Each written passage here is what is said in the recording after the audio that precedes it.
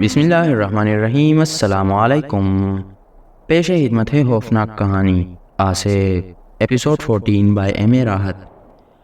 مگر تمہارے بارے میں وصال الدین صاحب کے جو الفاظ ہیں مجھے بہت عجیب لگے ہیں۔ یہ سب کیا ہے نادر؟ یہ سب کیا ہے؟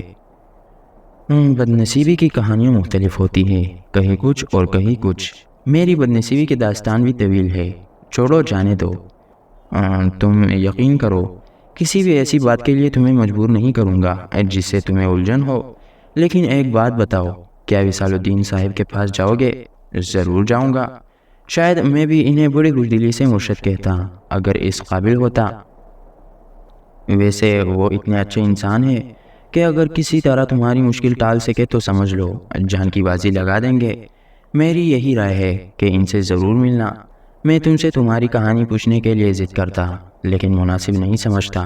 اس سے پہلے تمہیں وصال الدین صاحب کو اپنے بارے میں بتانا ہوگا، یہی مناسب رہے گا۔ خدا تمہاری مدد کرے، کیونکہ تمہیں کوئی برا انسان تو سمجھا ہی نہیں جا سکتا اگر کوئی برائی تمہاری ذات سے لپٹ گئی ہے۔ ویسے ہوں تو میں گناہگار انسان، لیکن ہر انسان کو اللہ سے کچھ بھی مانگنے کا حق ہے۔ اس کے اعمال وہ اس کے ساتھ ہوں گے اور ان کا حساب ہوگا، لیکن اللہ کے دروازے سب کے لیے کھلے ہیں۔ میں بھی تمہارے لیے یہی دعائیں مانگوں گا کہ خداوند عالم تمہیں اس مشکل سے نکالے۔ ہم لوگ کافی دیر تک باتیں کرتے رہے اور اس کے بعد سونے کا فیصلہ کیا گیا اور ہم اپنی عیشگاہ کے کمرے میں داخل ہوئے جس میں ہم نے اپنے بیڈ روم الگ الگ بنائے ہوئے تھے۔ آج بستر پر لیٹنے کے بعد دل کی حالت ہی عجیب تھی۔ ایک ایسی بے کلی، ایک ایسا احساس دل و دماغ کو گرفت میں لیے ہوئے تھا جو اس سے پہلے کبھی ذہن تک نہیں پہنچا تھا۔ ایک تصویر آنکھوں میں رقصہ تھی، گھنی پلکیں، دودھ جیسا سفید چہرہ، آسمان سے اتری ہوئی کوئی حور معلوم ہوتی تھی۔ گوہر، ہاں وہ گوہر ہی تھی جس نے ایک لمحے میں میرے دل کی گہرائیوں کا سفر طے کر لیا تھا۔ حالانکہ اپنے بارے میں سوچ کر ہنسی آتی تھی۔ کیا تھا میری زندگی میں آج بھی چند پیسے جو میری وجہ سے نہیں آئے تھے، آ گئے تھے تو میں بھی اپنے آپ کو باعزت اور معتبر سمجھنے لگا تھا، ورنہ بینس کی چاکری اور فضل خان کا ڈنڈا آج بھی اپنے بدن پر چپکا ہوا محسوس ہوتا ہے۔ میری سمجھ میں نہیں آتا کہ انسان اپنے ماحول، اپنے جائے پیدائش، اپنے لواحقین کے مطابق ہی کیوں نہیں رہتا۔ اس کے ذہن کی وسعتیں اسے اپنے آپ سے فرار ہونے پر کیوں مجبور کرتی ہے؟ وہ اپنے آپ سے زیادہ کیوں چاہتا ہے؟ یہ سمجھنے والی بات تھی۔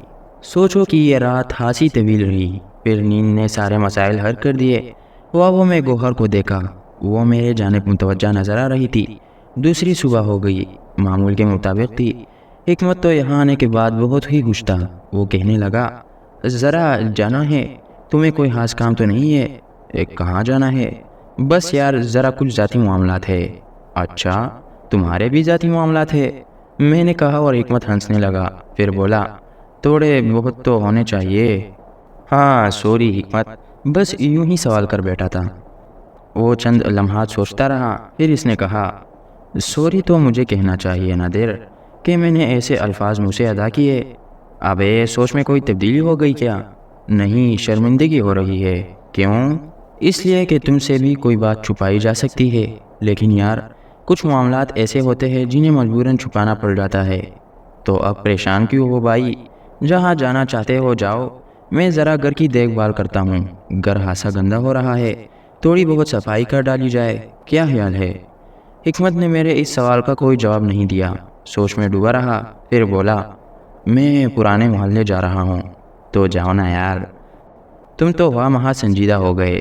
نہیں، ہوا مہا سنجیدہ نہیں ہوا، اصل میں میرا تمہارا معاملہ اس حد تک پہنچ چکا ہے کہ اب اگر کوئی بات میں اپنے آپ تک رکھتا ہوں تو ٹھیک ہے، اسے اپنے آپ تک رکھنا بے شک ضروری ہے، لیکن ضمیر گوارا نہیں کرتا۔ بیٹھو بیٹھ جاؤ، میں نے اسے اشارہ کر کے کہا اور وہ بیٹھ گیا۔ اب شرافت کے ساتھ یہ بتاؤ کہ کہاں جا رہے تھے؟ وہاں وہاں سنجیدہ ہوئے اور یا بننے کی کوشش کرنے لگے۔ کہاں جا رہے تھے؟ پرانے محلے۔ کس کے پاس؟ خالہ رقیہ کے پاس۔ وہ کیوں؟ ایک لمبی کہانی ہے، تو وہ بھی سنا دو۔ خالہ رقیہ بہت اچھی خاتون ہے، میں نے اپنا گھر چھوڑا، یہاں آ کر آباد ہوا۔ یقین کرو نادر، بڑی تنہائی محسوس ہوتی تھی۔ رونا آتا تھا مجھے اپنے آپ پر، کوئی میرا پرسان حال نہ تھا۔ جدھر بھی نگاہ اٹھا کر دیکھتا تنہائی نظر آتی۔ ایسے میں حالہ رقیہ نے مجھے وہ سہارا دیا جو الفاظ میں بیان نہیں کر سکتا۔ بالکل ماں جیسی محبت دے دی انہوں نے مجھے، حالانکہ میں ان سے خاصا دور رہا ہوں، لیکن پھر بھی انہوں نے جب بھی اپنے آپ کو مجھ پر ظاہر کیا، یوں سمجھ لو کہ مجھے ماں کی کمی کا احساس نہیں ہونے دیا۔ شاید اس لیے کہ ان کی اپنی کہانی بھی عجیب ہے۔ وہ کیا؟ بیٹا تھا بس ان کا ایک، یہاں سے کچھ فاصلے پر ایک آبادی ہے، وہاں ایک مل میں کام کرتا تھا، روزانہ گھر نہیں آ سکتا تھا، وہی رہتا بھی تھا اور وہی سے ماں کو تھوڑی بہت پیسے بھی بھیج دیا کرتا تھا۔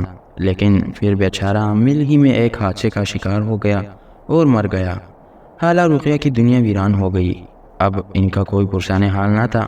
عرصے تک پاگلوں کی طرح زندگی بسر کرتی رہی، ہسپتال میں بھی رہی، پھر بیچاری ٹھیک ہو گئی۔ زندگی جب تک قائم رہتی ہے، اسے گزارنے کا کوئی نہ کوئی حل نکل ہی آتا ہے۔ جینے لگی بیچاری دوسروں کے درمیان، اپنی چھوٹی سی کولی میں تنہا رہتی ہے۔ ذریعہ آمدن کچھ بھی نہیں تھا۔ ایک زمانے میں فاقہ کشی کا شکار ہو گئی تھی، لیکن اتنی تھی کہ کسی سے کچھ نہیں لیتی تھی۔ نہ جانے کیسے کیسے جتن کر کے لوگ انہیں کھلا پلا دیا کرتے تھے۔ ان کا انداز ایسا ہے کہ ان کے اپنے پاس جو کچھ ہوتا ہے وہ تو سب کو دینے پر آمادہ رہتی ہے، کسی سے کچھ لینے کی روادار نہیں ہے۔ میں نے اس صورتحال کو محسوس کیا اور اس کے بعد نہ جانے کیا کیا جتن کرتا رہا۔ جس ٹیکسٹائل مل میں ان کا بیٹا ہلاک ہوا تھا، اس کے مالکان ایک پوٹی کوڑی دینے پر تیار نہیں تھے۔ ایک غریب انسان تو وکیل بھی نہیں کر سکتا تھا، ورنہ اگر حالہ رقیہ کوشش کرتی تو کچھ نہ کچھ تو وہاں سے لے ہی سکتی تھی، لیکن ان کا کون پرسان حال تھا؟ پھر جب مجھے یہ تمام تفصیلات معلوم ہوئی تو میں نے چالیں چلی، ہاتھوں کی دعوت کی اور ٹیکسٹائل مل کی جانب سے حالہ رقیہ کو کچھ رقم ماہانہ کی فراہمی شروع کر دی۔ ہٹیا تو بہت اچھا ہوا۔ گڈ، یہ تو بہت اچھا ہوا، میں نے کہا، لیکن وہ رقم ٹیکسٹائل مل والے نہیں دیتے، اس نے آہستہ سے کہا اور میں چونک کر اس کو دیکھنے لگا۔ کیا مطلب حکمت؟ یار میں بس خود ہی منی آرڈر کر دیا کرتا تھا ٹیکسٹائل مل والوں کی طرف سے۔ ان کنجوسی نے تو مجھے ڈانٹ ڈپٹ کر بھگا دیا تھا اور کہا تھا کہ وہ ایسی کوئی ذمہ داری قبول نہیں کر سکتے۔ او میرے خدا، میں نے ٹھنڈی آہ لے کر کہا، بس یہ ہے حالہ رقیہ کی کہانی۔ آج میں ان کے پیسے دینے جا رہا تھا، کیونکہ میں نے اس سلسلے میں بھاگ دوڑ کی تھی ان کی اپنی دانش میں، اس لیے میں ہی یہ سارا کام کرتا رہا ہوں۔ منی آرڈر کا سلسلہ بھی میں نے ہی بند کرا دیا اور حالہ رقیہ سے یہی کہا کہ میں خود جا کر پیسے وصول کر لیتا ہوں، ورنہ منی آرڈر تو مہینے مہینے لیٹ ہو جاتے ہیں۔ آخر ان کے اپنے بھی اخراجات ہیں، تو میں جناب یہ تھوڑی سی رقم میں انہیں دے آتا ہوں، اور اس وقت میں اسی چکر میں جا رہا تھا۔ میں عجیب سی نگاہوں سے اس شخص کو دیکھنے لگا جو ایک جیب کترا تھا، معاشرے کا بہت برا انسان، لیکن اس کے دل میں کیا تھا اس کا اظہار 2 دفعہ مجھ پر ہو چکا تھا۔ جیب کاٹی تھی اس نے مولوی صاحب کی اور وہ اپاہج ہو گئے تھے۔ اس وقت سے آج تک وہ مولوی صاحب کی کفالت کر رہا تھا۔ کوئی اور بھی ہے جسے یہ اس انداز میں رقم دیتا ہے، اور اس کے علاوہ اسے اپنے گھر میں بھی اخراجات بھیجنا پڑتے ہوں گے۔ بہنوں کی شادی کا معاملہ ہے، یہ سارے بوجھ، یہ سارے غم، یہ حکمت اپنے دل میں اٹھائے ہوئے تھا۔ یہ تو چند دنوں کی بات ہے کہ یہ میرے ساتھ منسلک ہو گیا، اور ہم نے اس بدبخت مونگا کی وجہ سے ریس میں اچھے ہاتھ سے دولت جیت لی، جس سے ہمارے اخراجات بڑے شاہانہ انداز میں چل سکتے تھے۔ رقم بینکوں میں جمع ہو گئی تھی اور دولت اب ہمارے لیے کوئی مسئلہ ہی نہیں رہی تھی، ہر طرح سے ہم اسے حاصل کر سکتے تھے۔ لیکن بہرحال ان تمام باتوں کے باوجود حکمت کی عظمت سے مجھے کوئی اختلاف نہیں تھا۔ حکمت میری صورت دیکھتا رہا، پھر بولا، چلنا چاہو گے؟ ایک منٹ حکمت، میرے ذہن میں کچھ اور حکمت آ رہی ہے۔ کیا؟ وہ ہنس کر بولا، حالہ رقیہ کی وہ کولی ان کے اپنی ہے؟ ہاں۔ کیا وہ کولی کرائے پر چڑھ جائے گی؟ بہت آسانی سے، 1 گھنٹے میں خالی ہو کر کرائے پر چڑھ جاتی ہے، بہت سے لینے والے ہیں۔ حکمت، میں یہ سوچ رہا ہوں کہ ہمارے پاس کتنا اچھا گھر ہے اور تنہا ہے۔ تو پھر؟ حکمت نے حیرت سے بولا، اگر اس گھر میں حالہ رقیہ آ کر آباد ہو جائے تو کیا حرج ہے؟ حکمت کی آنکھیں حیرت سے پھیل گئی۔ رونق بھی رہے گی، گھر بھی بھرا پورا رہے گا، ایک نگراں خاتون بھی رہے گی، ہمارے چھوٹے موٹے کام بھی کر دیا کریں گی، کھانا وانا آخر وہ خود ہی پکا رہتی ہے۔ کئی بار کوششیں کر چکی ہے کہ گھروں میں کام کرنے کی نوکری مل جائے، لیکن قرب و جوار میں کوئی ایسی جگہ تو ہے ہی نہیں۔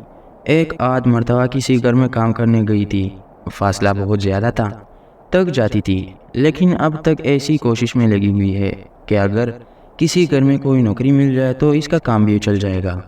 یار پہلے کیوں نہیں کہا تھا؟ یہ گھر کون سا ہمارے باپ کا ہے، بس تقدیر نے دے دیا ہے تو ٹھیک ہے، یہ تقدیر کی مہربانی ہے۔ اگر اس گھر میں حالہ رقیہ بھی آ کر آباد ہو جائے تو کیا حرج ہے؟ اگر تم برا نہ محسوس کرو تو ایسا کر لو، حکمت نے کہا۔ تیار ہو جائے گی؟ کیوں نہیں تیار ہو جائے گی؟ بس تو پھر تم تیار ہو جاؤ، میں تیار ہوں۔ میں کپڑے بدل لوں؟ ہاں ہاں بدل لو۔ تھوڑی دیر کے بعد ہم پرانے محلے کی جانب جا رہے تھے اور تھوڑا سا فاصلہ طے کرنے کے بعد ہم وہاں پہنچ گئے۔ پھر حالہ رقیہ کی کولی کے دروازے پر دستک دی تو انہوں نے دروازہ کھول دیا۔ ہم دونوں کو دیکھ کر بڑی خوش ہوئی، کہنے لگی آؤ آؤ، میں تمہارا ہی انتظار کر رہی تھی۔ ارے ہاں حکمت، تم مل میں گئے تھے؟ گیا تھا حالہ، بھلا یہ کیسے ہو سکتا ہے کہ میں مل نہ جاؤں؟ میں تو بڑی پریشان تھی حکمت۔ کیوں؟ پیسے بالکل ختم ہو گئے ہیں اور تم یہاں سے چلے گئے ہو۔ میں یہ سوچ رہی تھی کہ اب میرا یہ کام کون کرے گا، کسی اور کو تو اس بارے میں معلوم بھی نہیں ہے۔ لو حالہ، کیا آپ نے یہ سوچ لیا تھا کہ میں اتنا کمینہ ہوں کہ آپ کو بھول جاؤں گا؟ نہیں بیٹا، خدا کی ذات سے یہ امید تو نہیں تھی کہ تم جیسا انسان مجھے بھلا دے، لیکن بس بیٹا، دل میں وسوسے تو آتے ہی ہیں نا۔ نہیں حالہ، میں گیا تھا اور آپ کے پیسے لے آیا ہوں، اس کے علاوہ یہ نادر آپ سے کچھ کہنا چاہتا ہے۔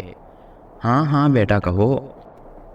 حالہ رقیہ نے حکمت کے دیے ہوئے نوٹ سنبھال کر دوپٹے کے پلوں میں باندھتے ہوئے کہا۔ وہ حالہ رقیہ، آپ نے ہم سے یہ نہیں پوچھا کہ ہم لوگ کہاں چلے گئے؟ کیوں نہیں پوچھا آپ نے؟ میں نے کہا اور حالہ رقیہ مجھے دیکھنے لگی، پھر بولی بیٹے برا تو نہیں مانو گے اگر کچھ کہوں تو؟ نہیں حالہ رقیہ، برا نہیں مانیں گے۔ دیکھو ہر انسان کو اپنی اوقات میں رہنا چاہیے، میرا تم لوگوں پر کوئی حق نہیں تھا کہ میں تم سے تمہاری ذاتی زندگی کے بارے میں کوئی سوال کروں۔ یقیناً یہاں سے کوئی اچھی جگہ ہوگی، جیسا کہ حکمت نے مجھے بتایا تھا، تم لوگ وہاں چلے گئے۔ دل تو چاہا تھا کہ تم سے تمہارے گھر کے بارے میں پوچھوں، لیکن بس ہمت نہیں پڑی۔ چلے ٹھیک ہے حالہ رقیہ، اس لیے آپ کی ہمت نہیں پڑی کہ آپ حکمت کو تو جانتی تھی لیکن مجھے نہیں جانتی تھی۔ برا نہ مانو تو یہی بات تھی۔ خیر چھوڑیے حالہ رقیہ، ایک درخواست کرنے آئے ہیں ہم آپ سے۔ ہاں ہاں کرو۔ حالہ رقیہ، ہم نے ایک گھر خریدا ہے۔ اللہ مبارک کرے، معبود کریم برتنا نصیب کرے۔ شادی کر رہے ہو یا کر لی ہے؟ بیوی بچے کہیں باہر ہے؟ نہ شادی کر رہے ہیں، نہ کر لی ہے، اور نہ بیوی بچے باہر ہے۔ میں نے مسکرا کر کہا تو پھر؟ وہ ایک خالی گھر ہے۔ اچھا اچھا، شادی ہوئی نہیں، ہوگی ابھی؟ جی حالہ، ابھی نہیں ہوئی۔ خیر چھوڑو پھر۔ حالہ ہم آپ کو وہاں لے جانا چاہتے ہیں۔ مجھے؟ ہاں حالہ، دو بیٹوں کی ماں بن کر ہم آپ کو وہاں لے جانا چاہتے ہیں۔ ایک بیٹے کا نام حکمت ہے اور دوسرے کا نام نادر۔ حالہ رقیہ چونک کر میری شکل دیکھنے لگی، پھر انہوں نے حکمت کو دیکھا اور نہ جانے کہاں سے ان کی آنکھوں میں آنسو کی نمی در آئی۔ شاید انہیں اپنا بیٹا یاد آ گیا تھا۔ ڈبڈبائی آنکھوں سے ہمیں دیکھتی رہی، پھر بولی کیوں لے جانا چاہتے ہو مجھے وہاں؟ حالہ ہمیں آپ کی ضرورت ہے۔ مجھے جانتے ہو، میں تو ناکارہ اور بیکار سی عورت ہوں، میری کسی کو کیا ضرورت ہو سکتی ہے؟ نہیں حالہ، ہمیں آپ کی سرپرستی کی ضرورت ہے۔ بیٹے مجھے وہ مقام دے رہے ہو جو قصے کہانیوں میں تو مل جاتا ہے، حقیقی زندگی میں کہیں نہیں ہوتا۔ ہم اس مقام کو حقیقی زندگی میں لانا چاہتے ہیں حالہ۔ مگر میں نہیں حالہ، آپ انکار نہیں کریں گی، بڑی امید بڑی آس لے کر آپ کے پاس آئے ہیں۔ مگر بات تو سنو، میں کیسے رہوں گی وہاں ہماری ماں بن کر؟ وہ تو ٹھیک ہے، لیکن بیٹا مجھ سے کوئی غلطی ہو گئی تو کل پھر تم مجھے وہاں سے نکال دو گے؟ بالکل نہیں حالہ، اور پھر یہاں سب میری جاننے والیاں ہیں، بات چیت میں وقت گزر جاتا ہے۔ ہاں یہ تکلیف تو ہوگی آپ کو حالہ، لیکن آپ کا جب دل چاہے یہاں آ سکتی ہے، سب سے مل سکتی ہے، ویسے جس کو چاہے اپنے پاس بلا سکتی ہے، وہاں گھر کے مالک کی حیثیت سے رہیں گی آپ۔ بیٹا کیا کہہ رہے ہو؟ مجھے کم از کم کچھ سمجھا تو دو۔ اگر اس میں سمجھانے والی کوئی بات ہو تو حالہ رقیہ، تو میں ضرور آپ کو سمجھاتا۔ میں نے کہا نادر بالکل ٹھیک کہہ رہے ہیں حالہ، آپ کو وہاں کوئی تکلیف نہیں ہوگی، ہمارا وعدہ ہے آپ سے۔ رقیہ رونے لگی، بہت دیر تک روتی رہی، پھر بولی کیا تم لوگ سنجیدہ ہو؟ مجھے یقین نہیں آ رہا۔ بالکل سنجیدہ ہے حالہ، اور اگر آپ ہماری سنجیدگی کا اندازہ لگانا چاہتی ہے تو پھر ہمیں کچھ اجازت دے۔ کیسی اجازت؟ حالہ نے سوال کیا، اور اس کے بعد حکمت نے مجھے اشارہ کر دیا۔ ہم دونوں اٹھے اور اس کے بعد حالہ رقیہ کے اندر کمرے میں گھس گئے۔ اس کے بعد ہم نے ان کے سامان کی پوٹلیاں باندھنا شروع کر دی تھی۔ کچھ لمحے تک تو وہ باہر ہی رہی، اور اس کے بعد اندر آ گئی۔ ارے ارے ارے یہ کیا کر رہے ہو؟ ڈاکہ ڈال رہے ہیں حالہ رقیہ، آپ کے مال پر۔ ڈاکہ ڈال رہے ہیں؟ ہاں، وہ ہنسنے لگی، پھر بولی ارے بیٹا مجھے بتاؤ تو صحیح، کیا کر رہے ہو؟ سامان باندھ رہے ہیں آپ کا، آپ بھی ہمارے مدد کیجئے۔ مگر سنو تو صحیح، سنو تو صحیح، کیوں باندھ رہے ہو میرا سامان؟ لے جا رہے ہیں آپ کو ابھی؟ ہاں وہ دیکھو۔ کچھ نہیں حالہ رقیہ، بس اب ہمارے جذبات بے قابو ہو چکے ہیں۔ وہ خاموش ہو گئی اور ہماری کارروائی دیکھتی رہی۔ جو کچھ بھی ٹین، ڈبے، لوٹا نظر آیا تھا سب ہم نے باندھ لیا، اور اس کے بعد اس کی گٹھیاں تیار کر دی۔ حالہ رقیہ بے بسی سے ہمیں دیکھ رہی تھی۔ پھر انہوں نے کہا مگر میرے گھر کا کیا ہوگا؟ ابھی تو تالا لگا دیں گے، بعد میں آپ اسے کسی کو کرائے پر دے دیجئے۔ پتہ نہیں کیا کر رہے ہو تم لوگ، جب پتہ لگنا ہوگا لگ جائے گا حالہ رقیہ، اس وقت تو آپ خاموش ہی رہے۔ تھوڑی دیر کے بعد ہم انہیں ایک ٹیکسی میں بٹھا کر اپنے گھر کی جانب لے چلے، اور پھر اپنے گھر پہنچ گئے۔ حالہ رقیہ پھٹی پھٹی آنکھوں سے ہمارے اس خوبصورت مکان کو دیکھ رہی تھی۔ انہوں نے کہا یہ تمہارا گھر ہے؟ ہمارا نہیں، اب یہ آپ کا گھر ہے۔ حالہ رقیہ ایک ایک چیز کو غور سے دیکھ رہی تھی۔ اچھا خاصا سامان خرید لیا تھا ہم نے، اور پورا گھر ڈیکوریٹ کر لیا تھا۔ اس وقت ایک عمدہ مکان کی حیثیت دی جا سکتی تھی۔